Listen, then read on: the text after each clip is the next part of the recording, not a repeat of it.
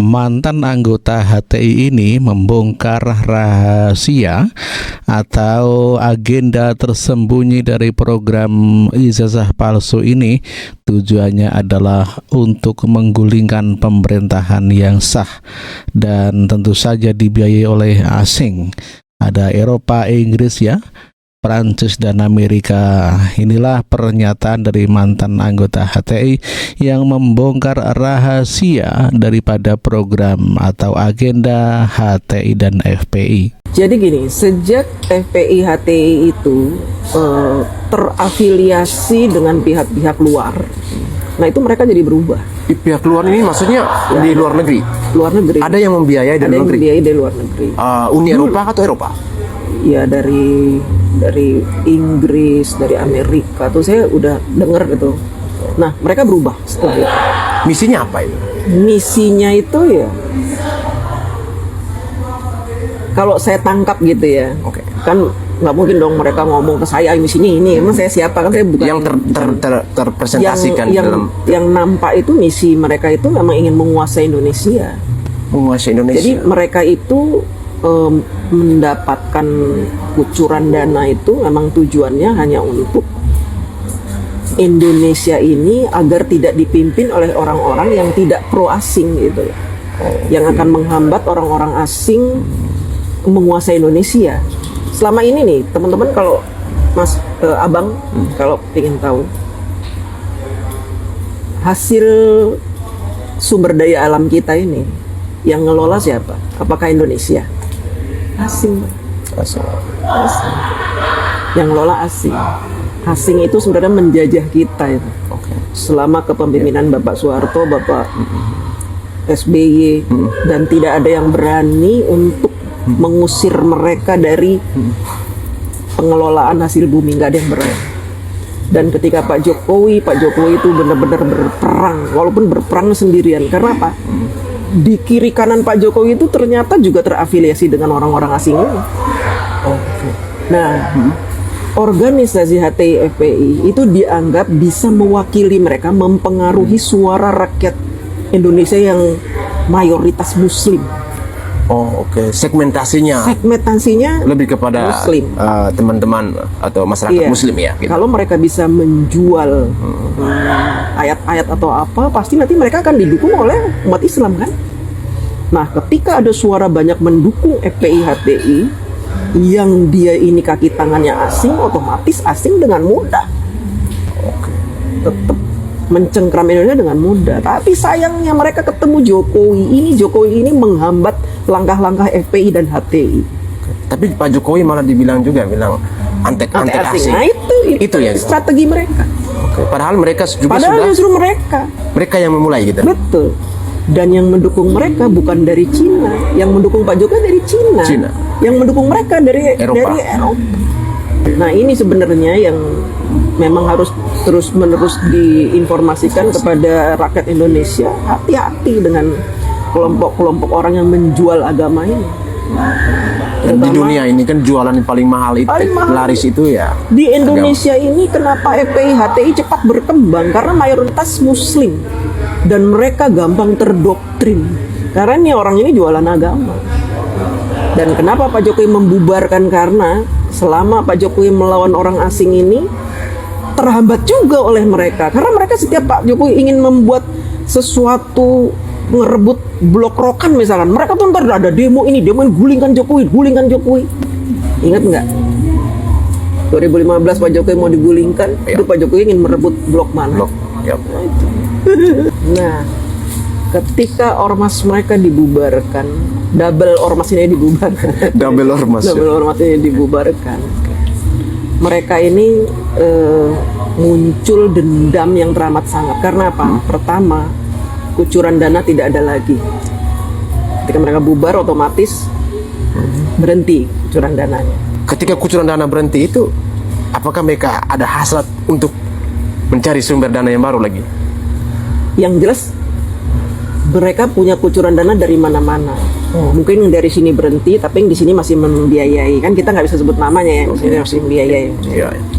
Ya akhirnya apa? Karena mereka dibubarkan, mereka berupaya untuk bikin lagi organisasi baru. Makanya teman-teman harus tahu nih, ada organisasi baru namanya FPI. Tapi 2 kali mereka bikin organisasi ditolak oleh Kemenkumham. FPI bukan Front Pembela Islam, tapi apa? Bukan, tapi berubah. Front Persatuan Islam itu yang pertama ditolak. Akhirnya mereka ubah Front Persaudaraan Islam. Dan Ditolak sampai juga. sekarang belum ada legalitasnya.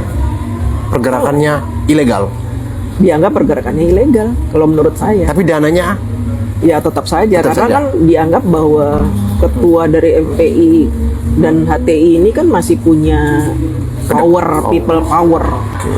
Nah, kenapa mereka sekarang tidak punya kekuatan lagi? Karena tahun 2019 kalau nggak salah ya, ada Kiai NU yang namanya Kiai Madudin itu menemukan sebuah riset bahwa ternyata yang namanya Habib-Habib itu bukan keturunan Rasulullah. Artinya apa? Selama ini umat Islam ditipu mentah-mentah oleh mereka. Yang menggalang kekuatan Islam ternyata si penggalang ini bukan turunan Rasulullah. Lalu selama ini kita menganggap beliau ini mau mendukung beliau ini karena apa? Karena kita anggap ini cucunya Nabi junjungan kita. Nah, ketika Imaduddin membuat temuan, akhirnya mereka melemah. Jadi walaupun mereka sudah bikin organisasi baru dengan nama yang sama, kekuatannya tidak seperti dulu sebelum dibubarkan. salah satu kegiatan sekarang yang paling muncul di permukaan itu apa? Ijazah palsu. Ijazah palsu. Itu salah satu proyek besar yang harus mereka tuntaskan. Karena apa? Harapannya kalau proyek ijazah palsu ini sukses, mereka menjadikan Pak Jokowi pesakitan di pengadilan, maka otomatis Pak Jokowi itu yang sudah membuat undang-undang hilirisasi, membuat banyak undang-undang untuk pembubaran FPI, pembubaran HTI itu dianggap gugur. Kalau gugur berarti mereka ingin bergerak lagi, tumbuh lagi. Berarti dengan pergerakan ini berarti ada seseorang yang mereka ingin dorong untuk memimpin lagi. Kira-kira ada nggak siapa yang diinisialkan itu? Ya ada. Ada. Mereka sudah punya calon sendiri untuk menggantikan Pak Prabowo. Nah sebenarnya gini, mereka menyerang Pak Jokowi, tapi ujung-ujungnya mereka ingin menjatuhkan Prabowo. Itu sebenarnya ujung-ujungnya. Berarti narasi mereka bahwa mereka mencintai Prabowo Itu bullshit gitu. Karena saya tahu sekali waktu Pilpres tahun 2024 itu kan mereka Habib-Habibnya itu menghina Prabowo habis-habisan, yang dibilang setruk lah, lumpuh, orang setruk nggak bisa ngurus dirinya sendiri, mau ngurus negara. Saya ingat itu. Habib siapa itu yang ngomong gitu? tapi sekarang udah ditarik Prabowo. Sekarang udah dirangkul Prabowo gitu. Jadi agak senyap gitu pembicaraan itu. makanya Tapi mereka track senyap, recordnya masih tetap ada. Tapi tetap saja mereka tidak ikhlas negara ini dipimpin oleh orang yang berkoalisi dengan yang menyebabkan ormas mereka bubar. Makanya mereka selalu memunculkan kata-kata matahari kembar. Dibilangnya katanya macan Asia, ternyata kucing, masih juga jadi bonekanya Jokowi begini-begini. Itu sebenarnya kan begitu. Berarti kalau mau dilihat dari setelah sebelum ijazah Pak Jokowi akan isu pemakzulan juga. Apakah mereka ini juga lah yang orkestrasi di balik layar itu? Iya, udah pasti. Itu kan sebenarnya ada rangkaian-rangkaiannya dari sejak tahun ketika mereka dibubarkan tahun 2019 itu, rangkaian-rangkaian untuk menjatuhkan Pak Jokowi itu terus sampai sekarang itu. Nah, tidak hanya Sampai sekarang masalah sipil. memakzulkan Mas Gibran. Nah, dalam pemakzulan Mas Gibran ini kan Wapres kita kan ada forum purnawirawan dan juga ada masyarakat sipil. Nah, itu. Kira-kira yang melihat peranan mana yang paling kuat nih antara masyarakat sipil yang terafiliasi dengan FPI atau HTI yang lama dan juga forum purnawirawan jenderal ini, kira-kira apakah forum purnawirawan jenderal ini juga turut memberi support kepada FPI dan HTI? Itu forum purnawirawan jenderal itu juga nggak semuanya ikut. Nggak semua. Hanya orang-orang yang memang sudah terafiliasi dengan HTI FPI sejak tahun 2014. Yang mereka menamakan forum, kemudian menyebut jenderal ini nggak semuanya. Oke. Mantan jenderal itu banyak yang waras, yang nggak waras itu hanya beberapa. Berarti keterlibatan untuk ormas ini tidak hanya masyarakat sipil ya sejatinya. Ya iya, tidak hanya masyarakat sipil, tapi mantan jenderal ini kenapa dimunculkan? Karena ya biar untuk unjuk gigi loh, kita ini hebat loh, ada mantan jenderal gitu. Padahal mereka tuh udah, menurut saya mereka tuh udah lemah. udah lemah atau emang nggak kebagian jatah ini di pemerintah Lemah Prabowo? dan nggak kebagian jatah. Hari Selasa, saya berangkat dari Jakarta hari Selasa. Tujuan saya salah satunya apa? Saya pingin Pak Jokowi tetap teguh memasukkan mereka ke penjara. Saya tidak mau ada kata maaf dari Pak Jokowi. Saya akan desak itu. Jangan sampai Pak Jokowi diinjak-injak terus. Keluarga Pak Jokowi diinjak-injak terus. Saya tidak terima itu. Jadi hukuman ini harus dipastikan sebanyak-banyaknya, sebesar-besarnya, setinggi-tingginya. Paling mentok 12 tahun itu.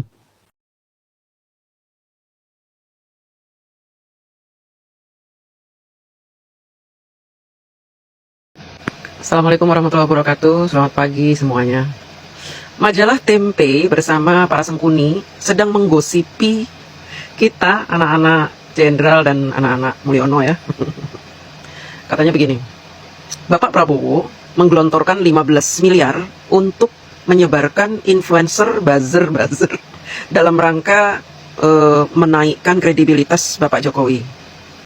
Nampaknya majalah Tempe dan para sengkuni ini sangat panik ketika muncul banyak sekali orang yang membela Pak Jokowi, kemudian membantah fitnah dan hoax yang mereka sebarkan. Mereka panik. Karena apa? Ternyata mereka lah yang menyebarkan buzzer untuk mendiskreditkan Pak Jokowi. Jadi dianggapnya kita ini orang-orang bayaran. Yang membela Pak Jokowi itu influencer, buzzer bayaran. Makanya tidak heran jika anak-anak abah, anak-anak kebo itu ya selalu berkomentar, cair seperti itu. Karena apa? Sumbernya ini ya mereka ini, para sengkuni ini yang menyebarkan berita hoax bahwa kita ini katanya orang bayaran. Saya kasih tahu ya sengkuni-sengkuni bahwa kami ini hadir karena kami gemas. Kami gemas dengan kalian yang terus-menerus menyebarkan hoax dan fitnah terhadap Bapak Jokowi. Sementara Bapak Jokowi diam saja, tidak melakukan aksi, tidak menanggapi kalian, diam saja. Dan kami yang gemes gitu loh. Ya. Begitu pula ketika kalian menyebarkan hoax terhadap Mas Gibran, terhadap Bapak Prabowo, kami itu gemas. Mereka tuh ngikutin Pak Jokowi, diam saja. Kalian fitnah, kalian hina, kalian bully, diam saja. Kami yang nggak bisa diam gitu, kami kesal, gemes. Makanya kami muncul, ya, muncul sebagai orang yang meluruskan fitnah dan berita-berita hoax yang kalian sebarkan. Perlu kalian ketahui, Bapak Jokowi tidak butuh buzzer, tidak butuh apapun untuk menaikkan kredibilitasnya. Dengan sendirinya Bapak Jokowi akan dimuliakan. Karena apa? Karena pribadi beliau yang baik. Beliau tidak pernah emosi, beliau sabar, beliau tidak pernah menanggapi caci maki. Dan ini beliau lakukan bukan sebulan 2 bulan, 10 tahun. Beliau bertahan dalam kesabarannya. Harusnya kalian yang gak enak hati, terus-menerus memfitnah, mencaci maki, membuli, dan dicuekin. Harusnya kalian gak enak hati, kok kita dicuekin ya. Udah memfitnah, udah membuli, dicuekin aja nih sama Pak Jokowi. Hasil fitnah, hoax, caci maki, bulian terhadap Pak Jokowi bukan menurunkan kredibilitas Pak Jokowi, justru memuliakannya dan memunculkan orang-orang seperti kami yang membela beliau. Gitu ya. Kenapa begitu? Ya memang sudah hukum alam seperti ini. Orang baik yang tersakiti maka akan dibela oleh orang-orang baik lainnya. Di VT ini saya ingin menginformasikan kepada kalian, ya, para sengkuni, kemudian majalah Tempe atau media-media yang sering menyebarkan hoax dan fitnah terhadap Pak Jokowi, Pak Prabowo dan Mas Gibran, juga anak-anak abah, kemudian anak-anak kebo, ya, anak-anak banteng. Saya mau kasih tahu, kami ini bukan orang bayaran. Kami ini tidak dibayar untuk bersuara. Kami ini adalah orang-orang yang tergerak hatinya. Yang menggerakkan hati kami adalah Allah untuk membela orang baik. Tanpa bayaran pun kami rela meluangkan waktu, mengorbankan keselamatan kami dari caci maki bulian kalian. Ya, kami menyumbangkan jiwa raga kami untuk meluruskan fitnah hoax yang kalian sebarkan. Ini kami lakukan semata karena ada gerakan-gerakan, ya, gerakan yang dimunculkan dengan sendirinya.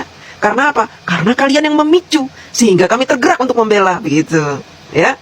Sekali lagi, kami bukan orang bayaran. Kalau kalian bilang kami ini buzzer, oh iya oke, kami buzzer, tapi kami tidak dibayar, ya.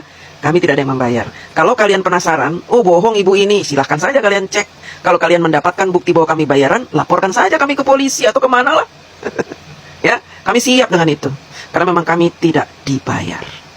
Kami melakukan ini lillahi ta'ala karena kami mencintai Joko Widodo, mencintai Pak Prabowo, mencintai Mas Gibran, mencintai orang-orang baik. Terima kasih. Memang sangat tidak masuk akal apa yang mereka sampaikan di ruang-ruang publik. Mengatakan bahwa Pak Jokowi ini ijazahnya palsu dan lembaga-lembaga menutupi kepalsuan itu. Mereka menganggap Pak Jokowi ini lebih powerful dari Bapak Soeharto. Sehingga Pak Jokowi selama 10 tahun ini bebas melakukan apa saja dan dilindungi oleh negara. Padahal kubu mereka itu ada di DPR. Mereka setiap hari mengintervensi DPR untuk menghalangi dan menjegal langkah-langkah Pak Jokowi. Jadi begini teman-teman, sebenarnya yang terjadi adalah bukan karena Pak Jokowinya seperti gambaran mereka, penipu, pembohong, pelanggar konstitusi, penjahat lah gitu. Boleh dikatakan Pak Jokowi ini presiden yang telah menipu rakyat selama 10 tahun, begitulah kata mereka ya.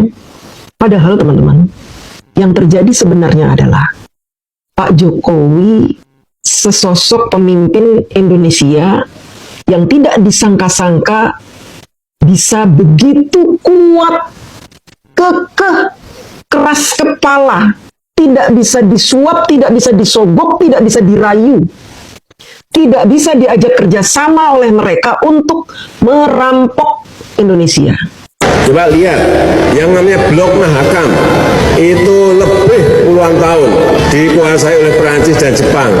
2015 sudah kita serahkan 100% ke Pertamina. Coba, Freeport lebih dari 40 tahun dikelola dan kita hanya dapat 9%. Kita diam saja. Sekarang kita sudah ambil mayoritas 51%. Antai asingnya yang mana? Pak Jokowi ini menurut mereka adalah orang yang pelongo-pelongo. Tapi mereka tidak menyangka orang yang mereka anggap pelongo-pelongo ini ternyata kecerdasannya melebihi profesor doktor yang ada di Indonesia.